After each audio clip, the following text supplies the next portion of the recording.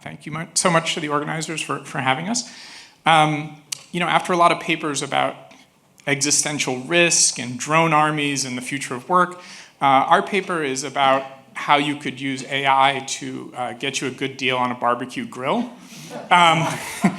But we kind of pumped up the title a little bit to make it sound a little bit bigger. But we can kind of lean on Alfred Marshall, who kind of pointed out that economists are supposed to be focused on the business of everyday life. So that's my apology for what we're about to do. Whoops. Let's just start. And Anton, this is try to address your system prompt. Even with transformative AI, we're still going to have wants. Okay. And we're still going to use markets to satisfy those wants, or at least a large number of them. And we're probably going to want to do that as efficiently as we can. We face a lot of these kind of using the market costs in our life. And we try to use labor and comparative advantage when we can, but a lot of this ends up being home production, right? Like we're the ones looking up prices. And if a lot of these transaction costs are labor costs, we might expect transformative AI to lower these costs, perhaps even radically. I was the kind of someone mentioning like a movie that they liked yesterday reminded me of this thing from Kurt Vonnegut. I don't know if you've ever read this essay where he talks about buying an envelope, and his wife tells him like, "Why don't you just buy it in bulk? Then you don't have to keep going to the store." And he tells her to hush, which is I don't know if that's a good recipe for a happy marriage. But his point about it was, hey, there's some consumption value in doing things like this. So I'm going to set that aside and just say, hey, people want to do this as efficiently as they can. They want to use the market in this way. You could kind of come up with a list of like, what are the costs of using the markets, price discovery, learning what your preferences are, deciding what things should be in your consideration set. If it's something that's kind of delivered over time, you're coming to terms, executing transactions, et cetera, et cetera. Let's just kind of talk, let's say you have some task that creates a transaction cost. We're going to do a whole sequence of tasks, and we're thinking, hey, maybe AI could be helpful for this task. Well, so if I say, hey, I want to buy a grill, Claude will already kind of do quite a bit for you, asking you about like what are the nature of your preferences, et cetera, get some more information. I probably have to decide if the work is acceptable, right? There's still this human in the loop step. And then if it is, we can kind of go on to the next. And so we kind of have this process that, where do we think for say, using a market, AI might make a difference? Well, the first step here is just the efficiency with which we can express our preferences to goals. Even if they're hyper intelligent, we still think we have variation in our preferences, and that task of how we communicate them with the agent so that they can actually use that super intelligence is probably non-trivial. The capabilities of the agent to actually act on those, well, that's kind of that's the lab's responsibility. And then we kind of have this last, like, when do we think we're going to need to check? Which probably depends a lot on model capabilities, but also, just what the stakes are. And so, I think a kind of a safe prediction here is that as model capabilities improve, more things just kind of move from doing it by hand to having an agent assist us in this process. The first kind of question, if you think about this, is all very abstract, but you first kind of wonder, like, well, where's all this going to happen? And there's kind of probably two ways this could happen. So one, we can imagine kind of markets reconfigured primarily for robots, and maybe people don't even participate in these kind of markets. The other is we kind of take our existing environments and keep the people, and you have sort of agents and humans interacting in markets. Our prediction is that we'll probably see quite a bit of both, and it'll kind of depend on look, the Waymo approach in some ways of mixing people, it's technically harder, but you have less of a cold start problem. You're kind of building on infrastructure that you already have. You already have APIs, kind of doing things from the ground up. It's a little bit kind of the mirror image, but I suspect we would see both. In our paper, we kind of said, well, let's think about where demand for these AI agents might come from. We think that they'll probably use them for the same reason people use agents now. But the threshold for use is likely to be lower because the costs will be lower and capabilities will be a bit higher. Kind of the obvious story is substitution, where there's something we do now with agents, or it's home production, and then we just kind of shift to having an agent do it. But I think probably the more interesting and exciting is things where we don't use agents now, but we might just because their capabilities are so much greater or the costs are so much lower. If you had to predict like where this is likely to happen, kind of a natural starting point is just that it'll gain traction where it's already happening. It's not really like, there's lots of markets that already use agents, real estate, IPOs, complex litigation, high-end labor markets. But right now, I mean, this is still kind of rarefied air. Like most people don't use these. I mean, this room is probably, most people here are pretty well paid, and you probably didn't negotiate your contract with an agent, but you might. Okay, so let me go a little bit faster. So we just kind of, in the paper, we talk about some places where this is likely to happen. High stakes transactions, vast counterparty space, and there's evaluation is kind of very expensive where you're having to consider lots of options, and that's going to be not cheap to do. Okay, well, who's going to supply these agents, and what form is that likely to take? We kind of broke it down, and we think that there's probably two things that are likely, and they'll probably both exist. One you might think of as the bowling shoe agent. So, when you go to a bowling alley, they'll give you shoes to wear. Or you can have the bring your own agent, where you bring your own agent, and the platform is just providing interfaces for you. So, I think if you kind of compare what the kind of the pros and cons of both, what's nice about the bowling shoe agent is you don't have concerns about being outclassed by someone who's bringing a better agent. So if you have settings where you're kind of worried about the sophistication of the counterparty, putting everyone on a level playing field is probably pretty attractive. But some of the worries you would have, an agent that you didn't create and doesn't totally work for you, you kind of worry about it maybe steering you towards certain options. You would like literally introduce agency problems that might not otherwise. Now, the bring your own agents has some advantages, but you could also take and imagine this creating arms race dynamics where people are kind of, my agent is slightly better than yours. So it would kind of depend on how zero sum we think that situation might be. Beyond that, we also might imagine that we'll see horizontal agents, which are just sort of general purpose and kind of operate for us and across lots of domains. Or you can imagine more, you think of as vertical agents that are, hey, this is an agent that's optimized for helping you find a job or optimized for helping you execute real estate transactions. Like most things, I think we probably will see both, and it will probably even be crossed with our bring your own versus bowling shoe type agents. So you could imagine one where you have a user-controlled agent. It's not operated by the platform, but it can kind of work across platforms. And you could kind of fill in the rest of these with what would it look like to have a bring your own but vertical agent, or one that it's a platform generalist, but it belongs to you, and then the kind of the last one filled in. I don't think we have like a strong opinion. It's probably something that will exist in sort of for different markets and sort of for different use cases. Okay, so next we're going to kind of switch to what kind of things have to happen for this future to exist. Like what R&D would occur on the way to this kind of a transition. I think we'll make a prediction here that trying to build good economic agents will become a big topic in economics and computer science. So some of these problems, they're not just really about model capabilities, they're kind of at the intersection of economic questions and technical questions. One is just learning the principal's preferences efficiently. That's not trivial. So how well any of this works is going to depend on how well our agents actually have learned what we care about.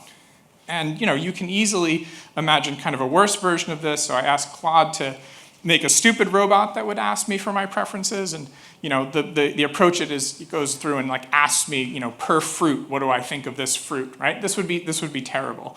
You can ask O3 for a better version of this and say, hey, imagine we're trying to set up this optimization problem where I want you to learn my preferences efficiently in some sense. What questions would you ask? What inferences would you make along the way?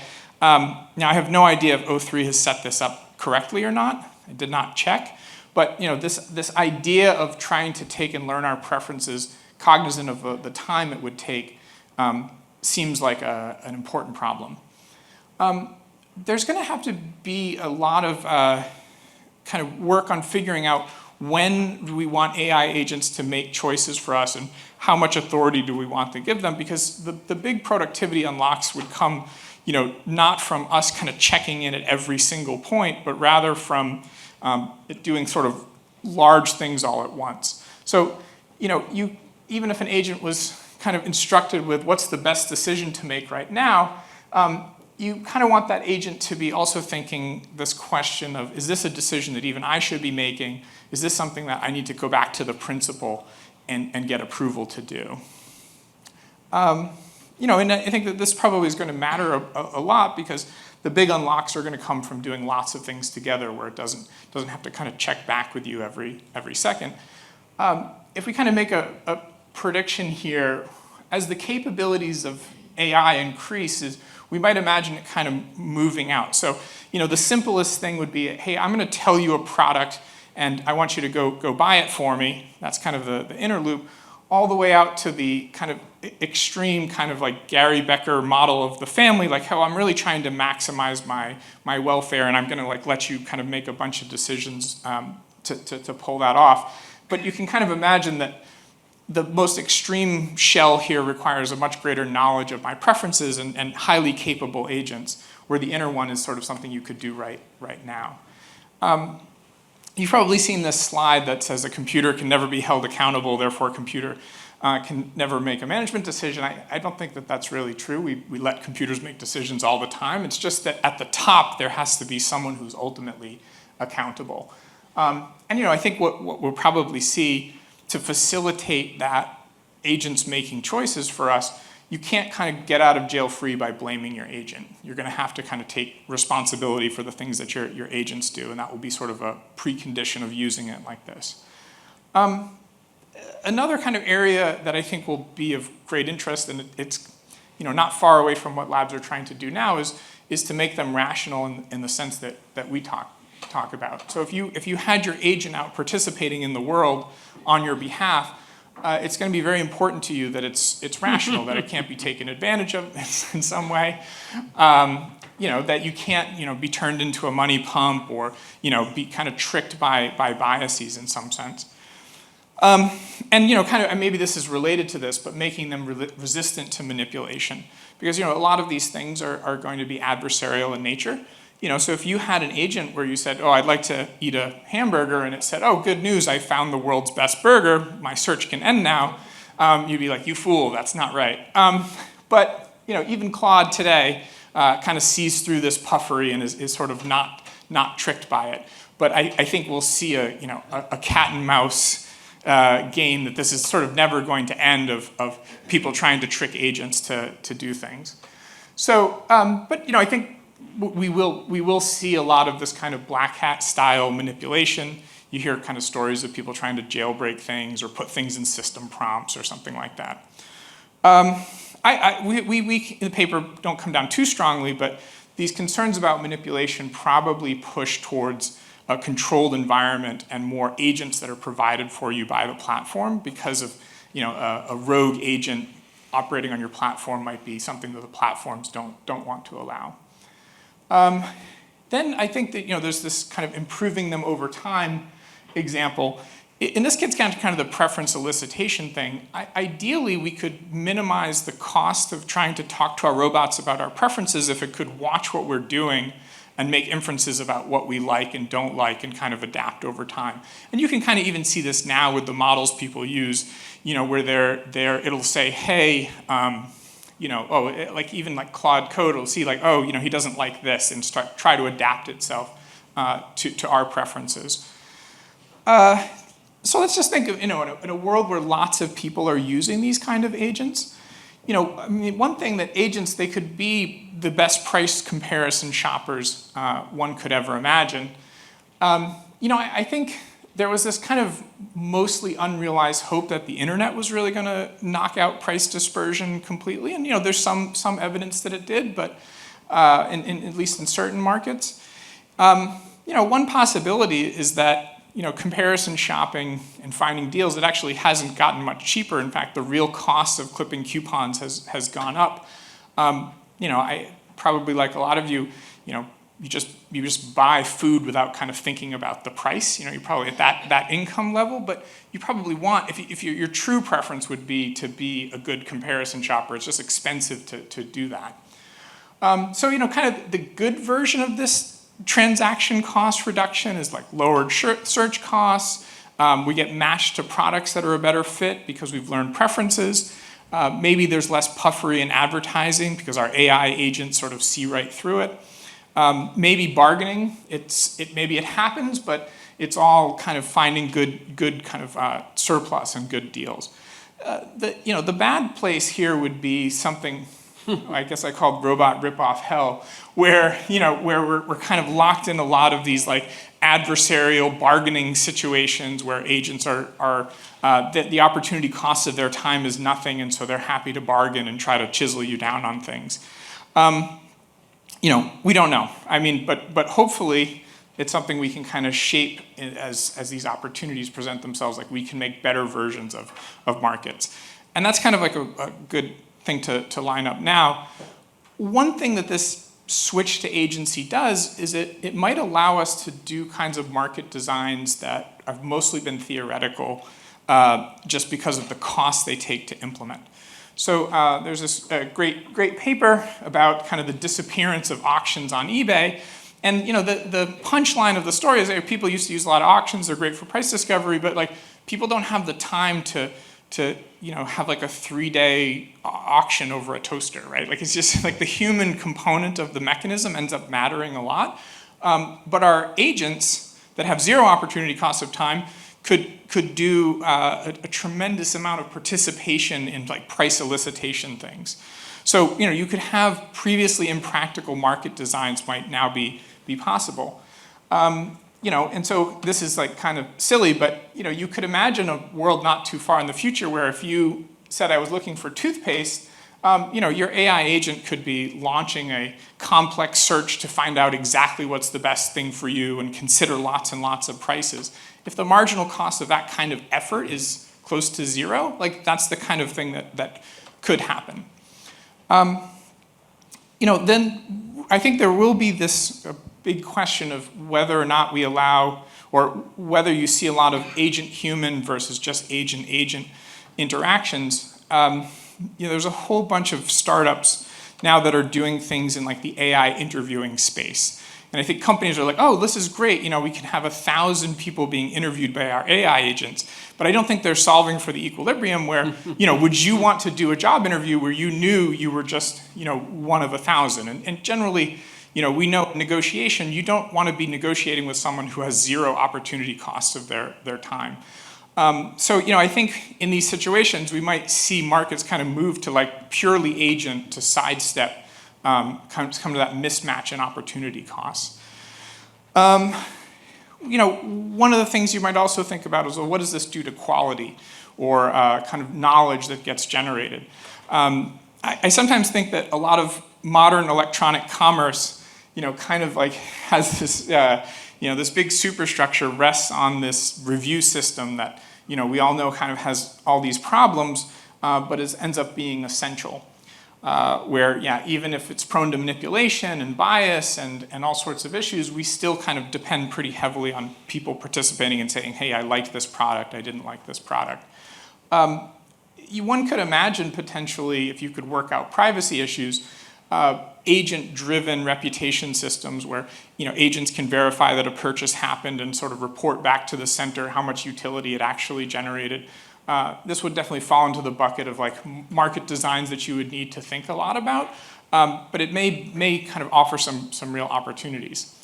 And concluding thoughts. We'll only be buying envelopes because we want to. I would also flag, I think we have a lot of agency over what the future looks like.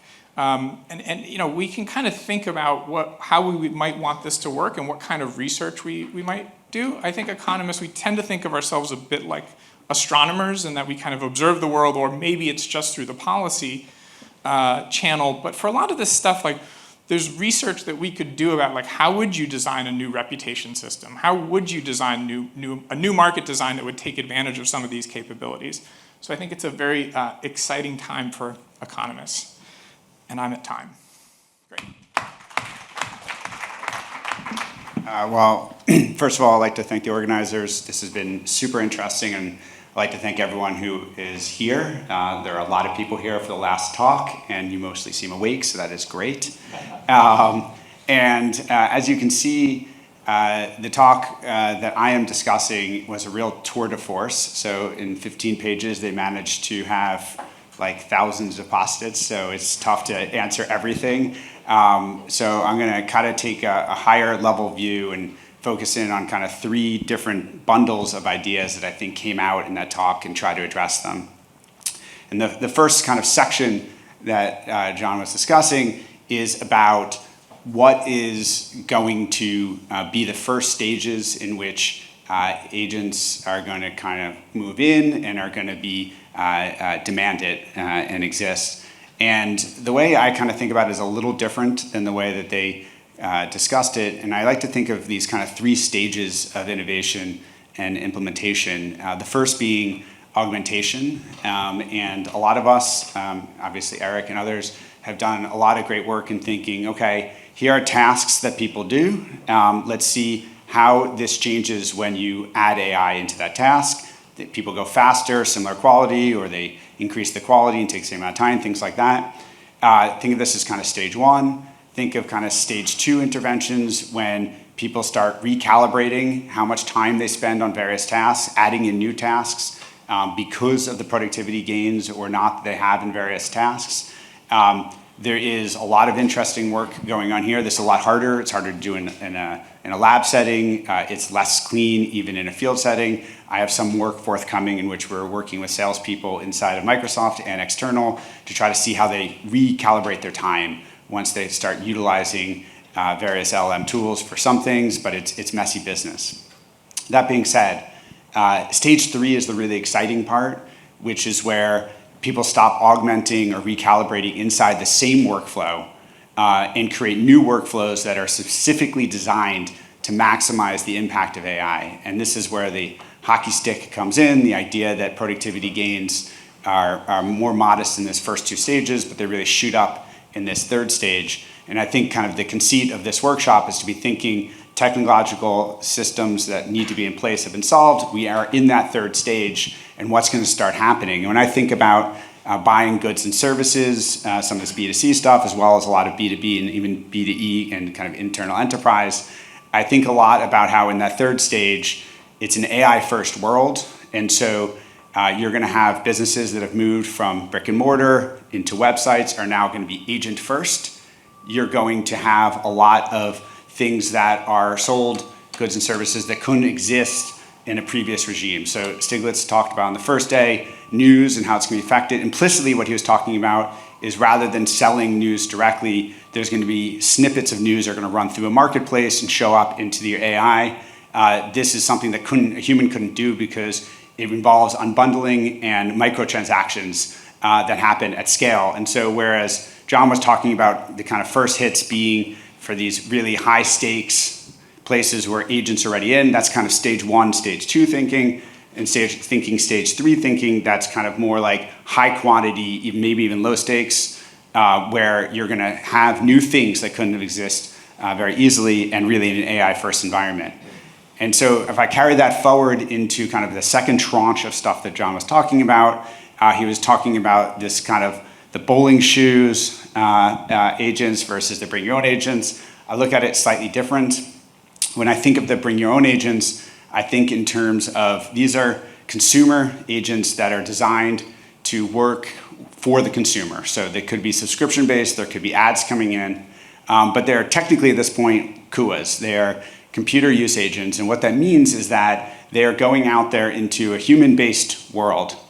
They're reading websites, they're talking to humans, they're doing things that are mimicking humans. So there's, number one, a lot of noise, and number two, there's a massive incentive issue, which is that businesses hate them because they are trying to read the business's website and basically construct the business from that rather than talking to the business. They're taking the agency away from the business. And so this is a tough thing to consider as a primary means of agents in a longer term equilibrium, again, stage 3 thinking. And similarly, when I think of the bowling shoe example, this is a siloed agent. So this is an agent that works for a company, and it's pretty clear, and I think John mentioned it, I mean, obviously there's a bad incentive situation here, is that's like going to Amazon and asking you to buy stuff for them, and you're like, well, Amazon's not going to give me the cheapest or best stuff, it's going to give you the best thing for Amazon, because that's the incentive. It's basically saying having a private shopper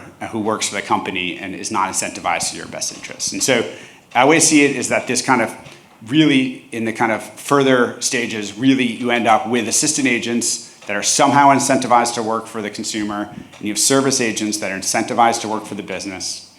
And when you have that, you're going to then have agents that are, you should be thinking in terms of, they are marketplace agents. They're built not for a human to business.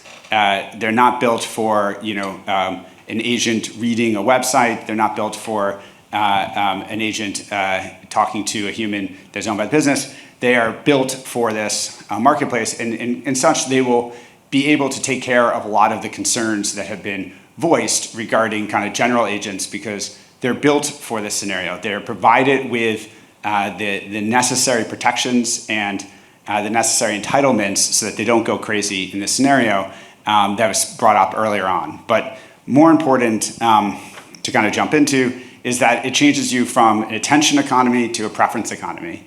And when you move from an attention economy to a preference economy, this obviously affects ads. This affects basically how monetization happens. And there's a ton of questions up in the air on how that functions. And again, I think John noted this, but I really want to dig into the fact that he mentioned that, well, maybe that means we're going to end up in more closed off worlds. Okay, that's possible. What do more closed off worlds means? That means we're in more like walled gardens. Because walled gardens have certain things that are very advantageous right now. Number one is that they lower the risks that everyone's been talking about of things going rogue. You can white label the agents on both sides in that. But of course, when you do that, and it's also, I should say, it's the status quo, right? So a huge amount of digital time and money is spent in walled gardens right now. But it's going to cut off innovation, and it's going to ensure that higher welfare gains go to the owners of these walled gardens than go to, say, the business and consumers that can happen if you have a more open scenario. So thinking in terms of this walled garden thing, I like to kind of, going back to a lot of the conversations we've had, you have this question about processing power, data, and communication friction. Walled gardens right now, they have dominance in all of these things. They have all the data coming in centrally. Consumers can't really capitalize on it, and small businesses can't. They have an amount of processing power that allows them to make predictions that are much more effective than any of these smaller entities. And they also have huge barriers when it comes to communication frictions, artificial, some of them, but some of them real in the world prior to LLMs that help maintain these massive walled gardens. My personal view and prediction is that for at least in the B2C space, that these processing power differences and the data differences will be diminished. They'll become more commoditized, especially as people's own consumer agents, their assistant agents, can collect a lot of the data. They have a lot of processing power. And the communication friction, the ability for these walled gardens to be able to maintain artificial communication frictions will be the key thing in whether or not we end up in a more walled garden scenario or a more open web scenario.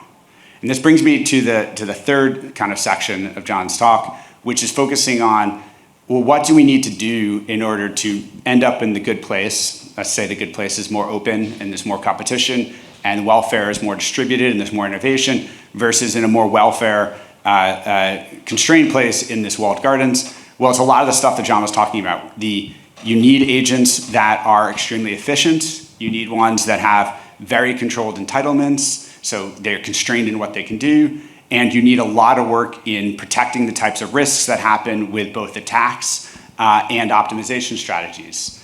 And now, of course, a lot of these things you already face in regular markets, and it should seem as kind of coming to a similar place in John in the end of the day, that a lot of these are technical questions, but a lot of these are questions that economists and other social scientists need to answer. So thinking about quality, trust, and verification, thinking about, as John was saying, out-of-the-box ways of building quality measures, because with agents, you're not constrained by just having people put 5 stars. There's a lot of information that flows in these systems that can create quality, trust, and verification, and it's up to economists and social scientists to develop those tools that make a more open environment palatable so that customers and businesses demand to leave the safer walled garden space into a more equitable open space. And with that, I'm at time. Thank you.